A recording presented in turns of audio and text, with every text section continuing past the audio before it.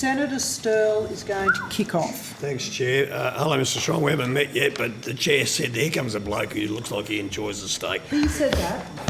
I said you're a good bloke. Congratulations on your new role. Thank you. Now, I do want to get rolling because of the time, and I know you've got a plane to catch. So, I am impressed by your ambitious target for carbon neutrality by 2030, recognising that the MLA were early movers in the agriculture sector. So, can you explain to the committee, please, MLA's thought processes behind the decision to strive to become carbon neutral by 2030? Certainly, Senator, and thank you for the question and the time to the opportunity to spend some time with you talking about our programs, and the Carbon Neutral 2030 or the CN30 program's quite topical within the industry and more broadly, and particularly this last week or 10 days with the discussions around climate policy.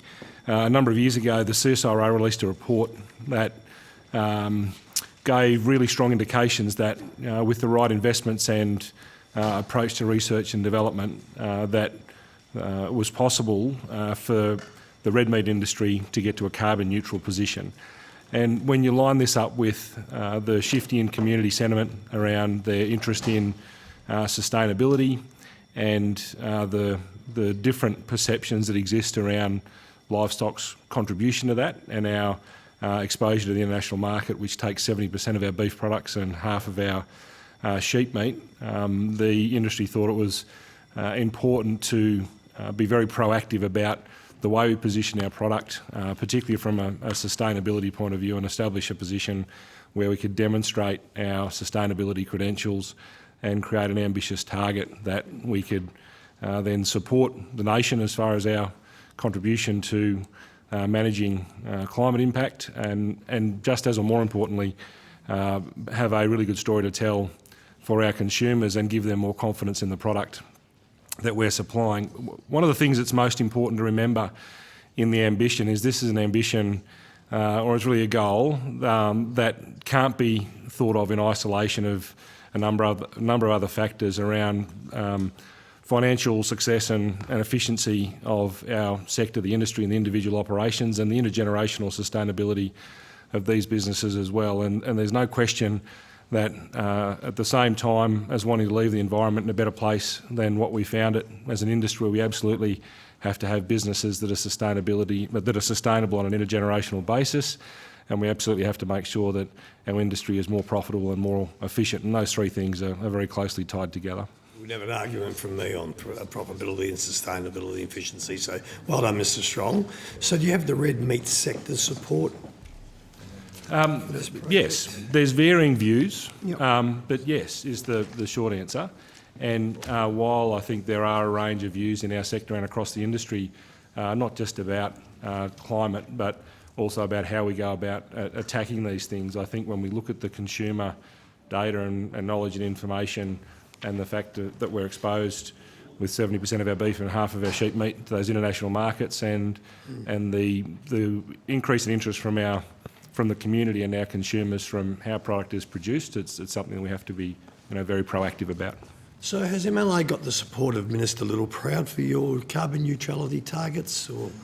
So we haven't had a direct conversation with the Minister about this in recent times. There's certainly been part of the discussions in previous roles, and I think also, as the Secretary mentioned earlier, the Minister's commitment to innovation and investment in the solutions that set us up for long-term success. It's certainly something we look forward to discussing with the Minister over time. That's good, that's great. So within the agriculture sector, could you tell us what is the percentage of emissions the red meat sector accounts for? Do you have that information? Yeah, so it's about 10%, and it's a 57% reduction on the 2005 inventory figure.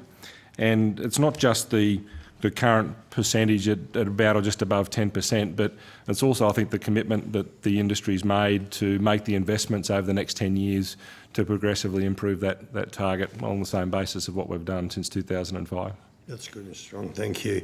So is it true that there are several carbon neutral beef producers already here in Australia? There are. So there's a number of beef brands. There's 4 of them actually we've featured in some most recent materials, and we're happy to leave those for the committee, along with a one-pager which summarises the activities that we're currently working on. those 4 brands I think, are fantastic flagships and examples of the industry taking a leadership position in this area. It's worth saying that those brands, and a number of them particularly, include, at this stage, some investment in some offsets. While the CN30 program does not focus on offsets, it looks at productivity and efficiency improvements and interventions that allow us to reach the target separate to thinking about offsets. So with the information you're going to leave us, does it have in there why the 4 brands have chosen to go carbon neutral? Is that information in there? No, it doesn't. It's not. We haven't left any case studies, but we've got some of those we can actually get you, which would provide some that would be great. If absolutely, you could do that. no problem at all. Thank you. This is great. We've got a number of case studies on producers and on a number of on producers and on some products. But that's one of the projects we're working on, is developing a broad suite of case studies about people who are committed to achieving this target and what's being done already. Well, that would be handy, and I must congratulate MLA in the last few years have really stepped up to the plate. And there was no secret where I thought they were about 5 or 6 years ago, but anyway, that's good. So is MLA aware that there's several politicians that have said that moving towards carbon neutrality by 2050 will shut down the entire ag sector? You heard those comments? We have. Look at that. Fancy that. Ta-da. Senator. Ta-da. Boom, tish. Substantial decline. Boom, tish. Quite incorrectly. So my question's to Senator Canavan. Are you aware of that? We are, Senator. Yes. Please. Shut up, will you, Matt? We're trying to get an We answer. are. We are, Senator. Yeah. Sorry? We are. Yes, it's a shame. What do you think? No, look, it's not hypothetical. I mean, certainly MLA would have to say, come on, guys, girls, what's your reasons for it? Are you out there lobbying to explain to these politicians that have this Armageddon view that, I mean, we've gone past the $100 leg roast or whatever it's called to the whole entire industry shutting down. That would upset your customer base, your clients, your members. So a whole range of challenges for us in that question. So no, we're not out there lobbying, because that's not what we do. We are very aware of some of those views, and I think we're also aware of the sensitivity and challenges around this issue. But I think part of our responsibility as an RDC is to make sure that we have the best of information available that relates to the community and our consumers and the potential demand and risks that are presented to our industry, and put in place things that allow us to respond and react to those in the best way we possibly can. We understand there's some differing political views. We'll stay out of that as much as we can, but at the simplest level, we don't agree with that being the case. And if people have those sorts of concerns, then we have an obligation to work on getting in front of them, and that's absolutely what we're doing. And I'll go back to what I was saying before, that the CN30 goal is absolutely connected to intergenerational sustainability of these businesses and increasing efficiency and profitability of our industry. And those three things have to remain, directly connected to each other. And this is, look, I'll just say this is not political, because we know Senator Ruston's a good supporter, It's just a couple of those on the outer fringes anyway. Okay, so last one, Chair. What is Australia's current cattle herd size? So it's about 24 million. So 24, sorry, I don't have the point, it's 0.5 or 6. Right. There's some differing numbers. So you may have seen some numbers out of ABS, for example, some of the ABS numbers which differ somewhat to ours. And that's largely from a change in the accounting of those numbers, where the herds captured by the ABS stats below $40,000 from a business value point of view aren't included in the statistics anymore. Whereas we know in our industry and in some states particularly, where there's a very large number of small herds which contribute a material number of livestock. So in the projections that we put forward, we take all the information that we can find from our market data, from the ABS stats, and from what we know about the industry and from sales and trades, to try and come up with the most accurate number on the herd. So our number will be higher than the ABS higher number. than the ABS. Yep. Yeah. You're counting Daisy in the backyard too, and all sorts. We are. Trying to. We still eat Daisy's calf. Yeah. Great. There you go. Mr. Strong, thanks so much. Thank you very much, Senator Stirl. I disclose that I have a long-standing interest in the red meat industry and sat on the advisory board for the sustainability framework with RMAC. But I do want to ask you, Mr. Strong, about the this week's announcement of the Farmer of the Year, one of the Farmer of the Years, from one of the retailers, Mr. Olsen.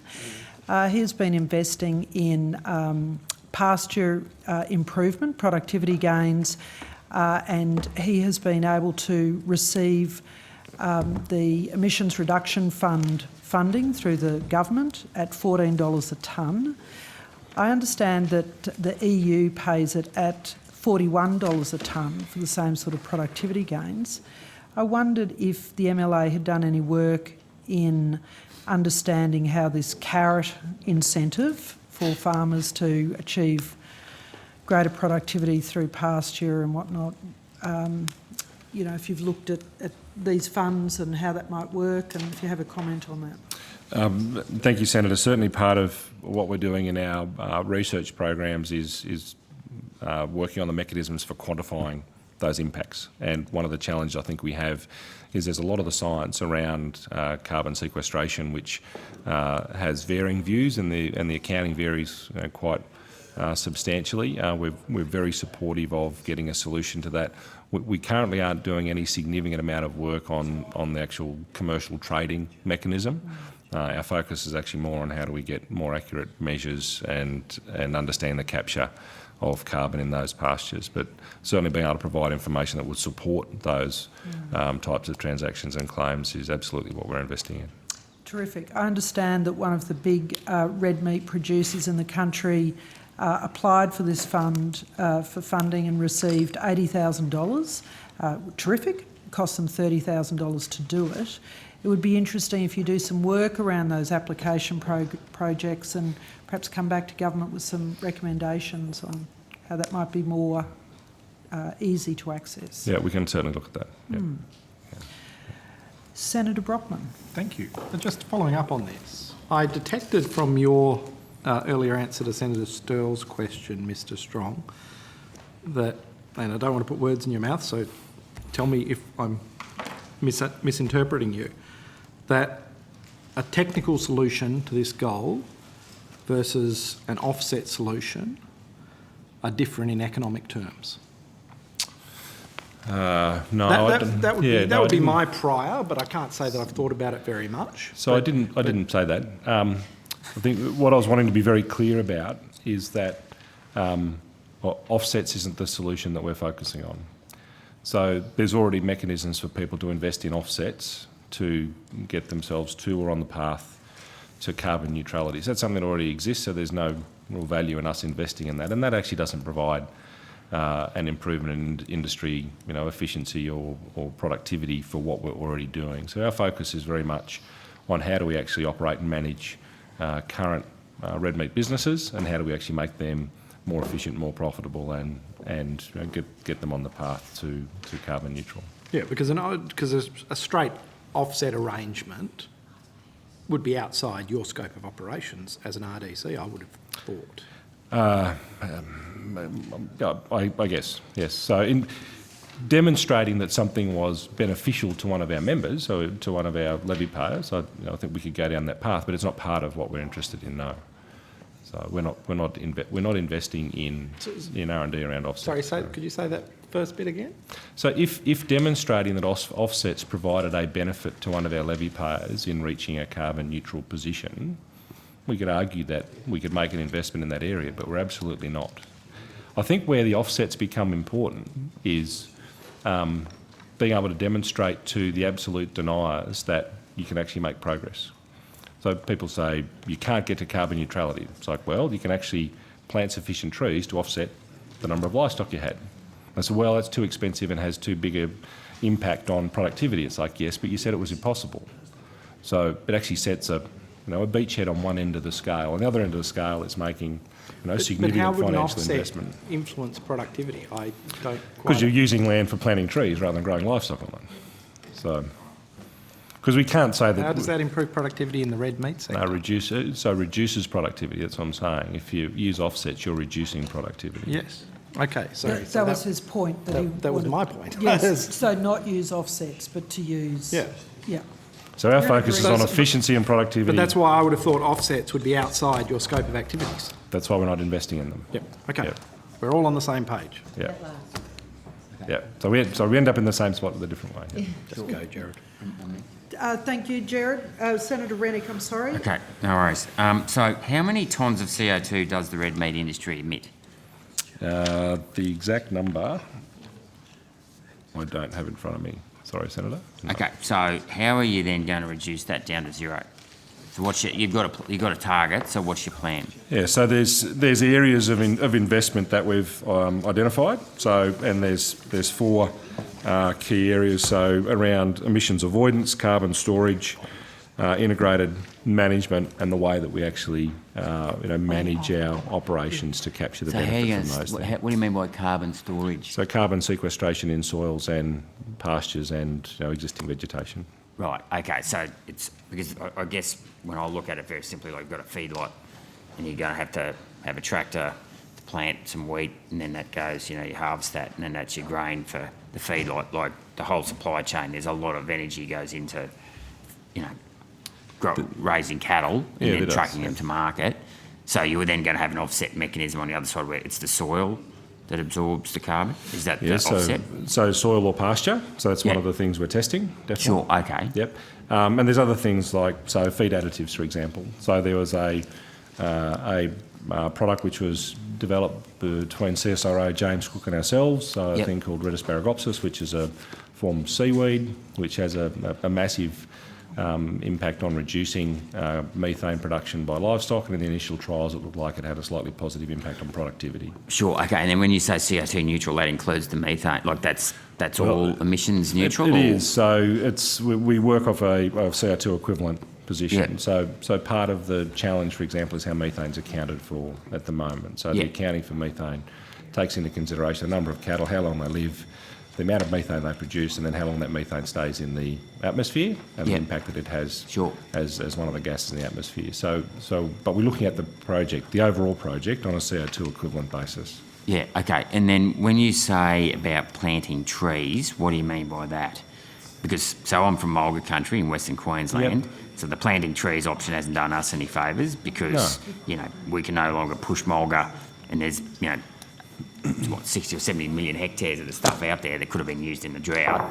But because of this obsession with we've got to save the trees, we couldn't use that. So can you just explain how planting trees? And I'll give another example. This was in the Country Life, actually. I thought it was very good. Article was Landcares that planted something like 1 million trees, but a large chunk of them's eucalypts. Yeah. And this author said, well, look, they shouldn't be really planting eucalypts because that's not the stuff, if you want to make this country less prone to fires, we should be planting other tree types that don't go up in flames as quickly. So, can you just elaborate a bit more on what your strategy for trees is? So we don't have a specific strategy for planting trees. We're looking at how we manage land use. Yeah, sure. So which might include pastures, the type of pastures, might include how we actually manage the total land area that we have. Yeah. It might actually include planting vegetation, which might include trees, right? Sure. But we actually don't have a position around planting trees. And one of the most important pieces is that it's got to be practical, it's got to be long-term, it's got to be impactful. Sure. So the examples you used would be the sorts of things that we would want to understand. How would we do that better, or how would we do that different? Or how could we demonstrate that there's ways you could manage existing vegetation to increase or maintain productivity and still have the same or positive impact on the environment. So back to your seaweed. Sorry. So I just got one. Just one more. Can I just ask one more? So with your seaweed, how widespread is that? Right. That particular. So late stage R&D, early stage commercialisation. Yeah, right. So it's still got work to be done. And that's is that something that is also not just something that's going to reduce emissions, but like a fattening supplement as well? Yeah, so it was tested as a feedlot supplement. Yeah. And in the repeated trials, so it had a significant reduction on methane and a slightly positive impact on production. Yeah, right, okay. Sure. So those sorts of things, they give us hope and confidence that there's investments that we can make which will provide benefit and get us further on the path. Yeah. Okay. Thanks, Perfect. Jason. Senator Rice. Thanks, Chair. Thanks, Mr. Sorry, Strong. Senator, so total tonnage is 54.8 million tonnes. So the total CO2 equivalent. Australia's total emissions 534, isn't it? So it's about 10%. So we're So just that's at your 10%. Yeah, right. We're okay. just at 10%. Thanks. Yeah. It's a fair chunk. Yeah. Thanks, Mr Strong, and congratulations on your commitment to carbon neutrality by 2030. It's a commitment that other agricultural sectors could do well to emulate, and it's a pity that the government overall doesn't share your level of ambition across... Yes, there is. Undoubtedly, in terms of your planning for this, for going carbon neutral, you're obviously very aware of what the implications of our climate crisis are. What levels of global heating are you expecting that the red meat industry is going to have to endure over the sort of your planning horizon? Thank you, Senator. We're aware of a lot of the work that's being done around modelling what potentially might happen with global heating, but it hasn't been a focus for us to date. Modelling those types of results and information isn't part of our expertise, and there's quite a number of other organisations that do that, so we look to them for guidance in those areas. And when we've looked at the impact on the environment of a whole range of different things, the choice that was made a couple of years ago was to focus in this area in the next 10 years, because we saw that as being one where we could manage and control the things that were inputs, and we were quite confident or ambitious or hopeful about the ability to have an impact on that in the period of time. And so I think part of that was about identifying and making a decision where we could be ambitious with a high probability of success in an area which we could be impactful. So we certainly understand those other things which are being talked about and the challenges that would come from things like the report which has already been mentioned today, the 2100 plus 4 degree report. Those things are really quite concerning. But from our focus in this area, these are the areas that we feel we can be most impactful.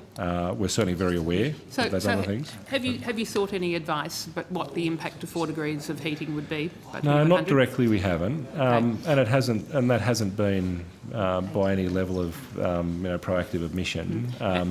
It's been a case of this is a pretty big gorilla for us to wrangle at the moment. So you wouldn't have any estimates of what the cost of 4 degrees of heating on the red meat industry would be? No, we don't, and that time frame isn't. It's not something we're ignoring, but it's not something we're focusing on as far as an impact goes at the moment. What we have done is set out a runway for the next 10 years on the CN30 piece, where we see that as being very impactful and something that we can manage, where we have an impact which is very positive. It's well received by the community and our consumers, but also allows us to put a significant base under the sustainability of our industry. And certainly as we get down the path, then we'll obviously take into consideration other things around climate as well. But at the moment, our focus is very much on the CN30 program of work. Thank you. Thank you. We could talk all night about red meat, but we don't. We can't. We're going to go and eat some. So the industry reduces their carbon emissions by 50 million tonnes. I want to see 50 million tonne reduction in the city as well. There you go. terrific. Here. Well, the cities aren't doing a lot. All right, I think in the bush. Could I just seek your indulgence in that of the committee to get some sort of direction on where we're going to, bearing in mind that meat and livestock was supposed to finish at 3:45 and we're now at nearly 10 past.